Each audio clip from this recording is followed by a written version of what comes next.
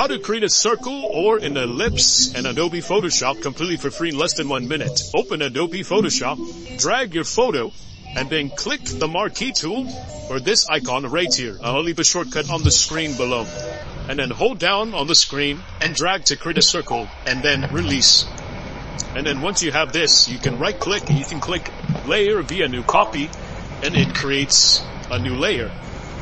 I'm unlocking the background and I'm going to change the color with the background by clicking G gradient.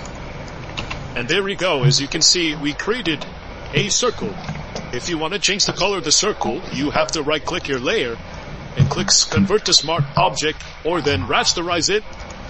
Click G, go under to your color and then change the color to red and then click.